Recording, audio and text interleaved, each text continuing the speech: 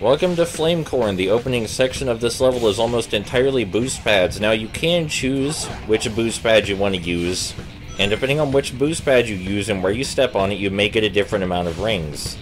If you really want to optimize your ring input, you can totally do that. I don't think it's all that important.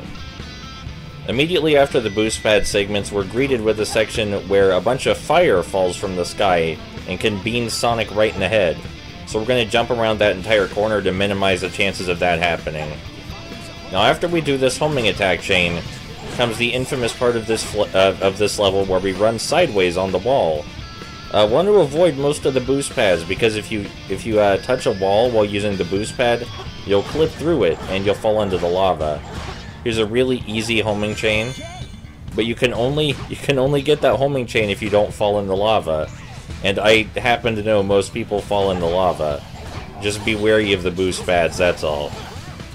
But yeah, that's a huge chunk of level back there that I think most people unnecessarily play through because they were dumb enough to trust the game and use the boost pads.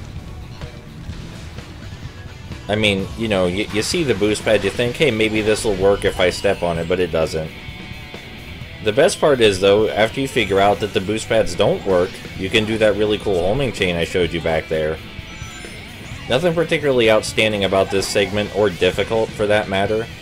There's clearly an optimal route, and I'm taking it right now. The hardest thing you have to watch out for is when the ground catches on fire, but that only really seems to hurt you if you're standing directly in it. Now as for these sections where there are slow-moving lava platforms, you know, like the ones in the original Sonic the Hedgehog, you can actually skip them by homing attacking skillfully, unlike the ones in Sonic the Hedgehog. Because the original Genesis game isn't that good, it's really slow actually. It's more about physics than going fast. So you know, yeah, this game, Sonic 2006, also includes really slow-moving platforms in lava. But there's also a way to get around that if you're good at the game. That would be nice in Sonic the Hedgehog for the Genesis. That would be a welcome addition. What I'm saying is that this level, Flamecore, in Sonic 2006 is better than Marble Zone in the original Sonic the Hedgehog. I mean, honestly, what do you like about Marble Zone? It doesn't make good use of the physics, which is the entire point of the original Sonic the Hedgehog. There's a lot of slow platforming in it that we've seen done in other platformers even before that one came out, and that's a really early platformer too. And there's one section where you run from lava, but it holds your hand so much it may as well be scripted. Fuck.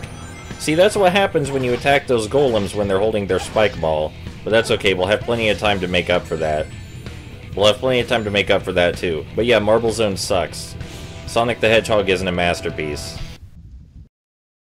I don't know, I just feel like when you base your entire game around a really cool physics model, especially for the time period, you should make use of that as much as possible instead of stifling it.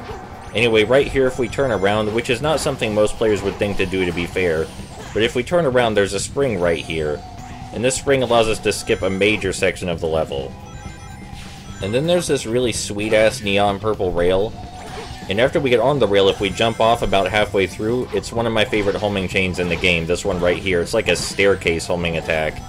Fucking kicks ass, I love that homing chain. And now we're invincible. Which sadly does not mean we kill the enemies by walking into them.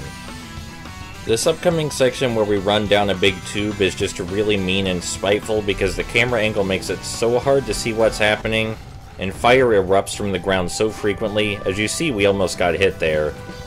That section is just really awful and spiteful. And now it's time for the part of Flamecore that people really dislike, where we gotta hit the glowing orbs. The glowing orbs actually aren't so bad in my experience, especially if you've been trying to S-rank the levels, because this is really minimal pathfinding stuff right here.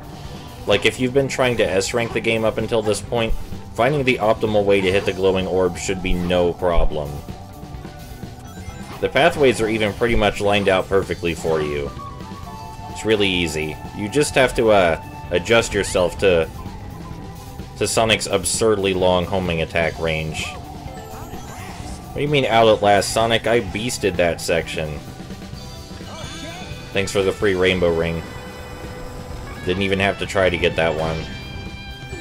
Aw, damn it. We're gonna be losing our rings a lot in this level, but that's okay. Now we have to hit some more purple orbs, but unlike last time, we actually have to hit these ones to open the door, and they turn off after a short period of time. Now, the secret to playing as Knuckles is never to climb on a wall without a ledge, because otherwise he'll get stuck. And the second secret to playing as Knuckles is to only use his ground pound attack. His ground pound attack has an area of effect, which makes it really easy to push all these purple orbs. Yeah, like that. Don't have to bother with actually punching them, just ground pound in their general vicinity. And also ignore all of the enemies. Just ignore every enemy entirely. I love how the area of effect activated even though we ground pounded the lava. So yeah, for Knuckles, don't climb on any walls where there's no ledges. Ground pound a lot. That's about it. I wouldn't call this level one of the best in the game or anything like that. Obviously Wave Ocean and even Crisis City is superior. It does have some really good rhythm, but it's spread too far apart. The homing chain on that purple neon rail was awesome, but most of the level just isn't like that, which is sad to me. Actually, this may be the least rhythmic level, I don't know. I know that Tropical Jungle and Radical Train are more rhythmic than this.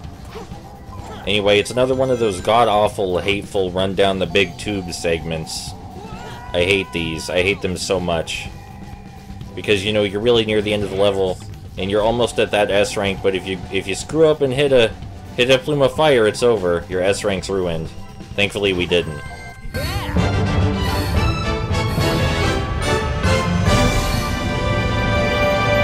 That was incredible!